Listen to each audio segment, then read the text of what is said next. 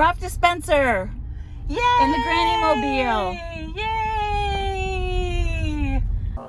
Hi everybody, we're here with Mary Baker Wood and we're here at the library in Spencer, and I'm just going to ask you a few questions if that's okay. I'd be happy to join you. Awesome, Okay. awesome. Tell us a little bit about the history of Spencer.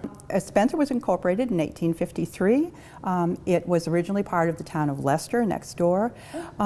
It is considered by the U.S. Census Bureau a rural economic center. It has always had a history of agriculture and a history of factories and mills. We have plentiful water sources that are now mostly for recreation, but they were great sources for all of the mills that were here. We are one of the towns in Massachusetts that is known for boot making. We proudly at one point said that we had the largest boot making shop, the Isaac Prouty shop, in Massachusetts.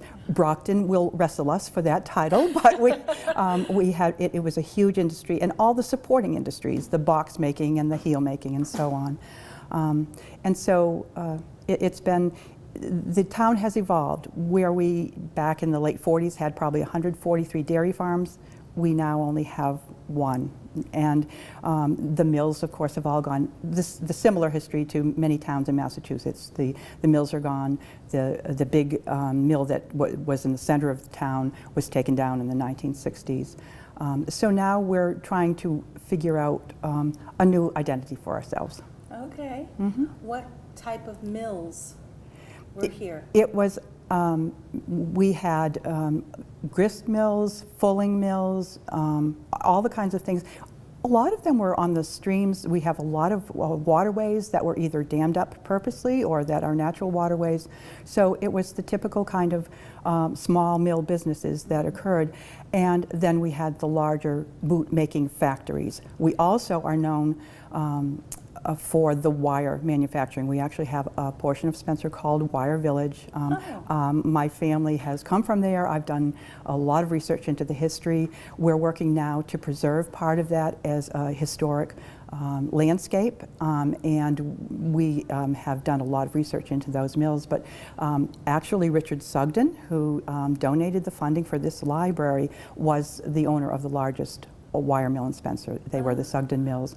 And they actually survived into World War I and eventually went out of business. And like many mills of that period of time, they were not just a place where people worked. People, they provided housing, they had a baseball team. One of my uncles was on the baseball team. Nice. They they would organize trips. So it was a very full part of Spencer life. Okay. And tell us about the library itself. The library itself was built in 1889. Richard Sugden, who I just mentioned, a wealthy wire manufacturer, donated the funding. The only stipulation was that it couldn't cost more than $25,000. I don't think we could even replace a window for that these days. The story of Richard Sugden is that he came from England. He was very poor as a child, and he writes about having to walk 10 miles to go get a periodical or a book to read. And that remained with him as he became a successful manufacturer. And so when he donated the funding for the library, he really wanted a place where many of his factory people could come, not get into trouble on their spare time. So so it was truly a passion. We have a portrait of him downstairs, and he really was one of those benefactors who existed at that period of time, who took the funding that they had, the money they had, the wealth they had, and put it into their town. At the same town meeting, Luther Hill donated land for the public park, and David Prouty for our high school, both of which are still here today. Wow. I wish we still had those folks around. Yeah, absolutely. Yeah, and the library has gone on to go through all of the changes. We have history of when it was electrified, when the WPA during World War II, there was a lot of work done here on it. Interestingly, when we did a renovation project in 1996, we found that the original building, the trusses had actually failed because it's got such a heavy slate roof. So the project, if you see your rear entry, is actually a buttress. I was library director for 26 years, and then I happily pass the torch to Cheryl, who has done an amazing job with it. But we, over the period of time, modernized. There are articles about the excitement when we first got record albums. I was here when we started circulating DVDs, when we went to computerized systems. And with the help of, in Massachusetts, we have a very rich history of support for libraries through the library Board of Library Commissioners. And so we were given that help to really bring us into the 21st century when all of the, and so libraries have really now evolved into the place where we first came for the technology when things were still new. We're the place we've become meeting places, we've become social service centers. All of this has evolved, and I'm very proud of the library in Spencer, and I'm very proud of a whole generations of people who worked here and who supported this. Oh. It's a wonderful history. Nice, nice. I noticed downstairs when we came walking in, there's Civil War boots. Yes.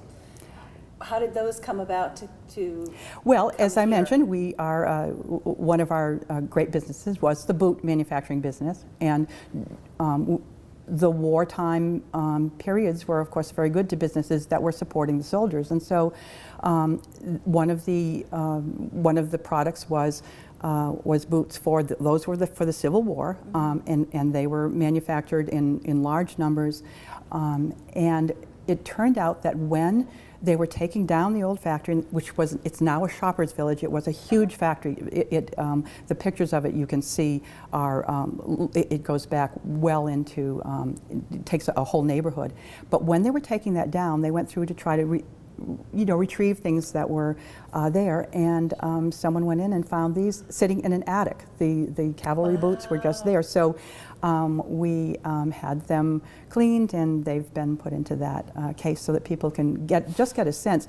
What's interesting is that people at that time were shorter, but when you look at how tall those cavalry boots are, it's pretty impressive. We actually here in the library have quite a collection, and in the museum, I mean, have a collection of all of the various kinds of artifacts. We actually, the family of Josiah Green, which was one of the earliest of the shoe factories, they donated his shoe bench, all kinds of paraphernalia to make shoes, and the entire set of ledgers for the business. So that's actually one of the exhibits that we're going to be developing as time goes on. Nice. Yeah. And the exhibit that's downstairs now? That is a guest exhibit. One of the great things about libraries is we're public forums. So that is the Frank. Okay, so it is a local resident, someone who grew up in Spencer, who did has an amazing story, and this exhibit was the result of that. He actually had an exhibit at the Worcester Art Museum, and so many of these he found. And it's a fascinating story, which Frank can tell. But and actually, I think the library website has programs that he has done. You can kind of research that. But he found glass plates. He had his young granddaughter helped him with this. She was really young when she started, and he identified eventually through his logbooks and a series of he was sleuthing that these were photographs of some of the earliest black families in Worcester, and so it's a complete history. And he worked with a Clark University professor to create an exhibit for the Art Museum in Worcester, and then he happily provided this, and he's done programming for us as well. Awesome, that's interesting. Yeah. Yes. Very, very yeah. interesting. Well, thank you so much. This has been really wonderful talking with you. Oh, I'm very happy. As you can see, I'm very proud of what Spencer is, and we have a very rich history.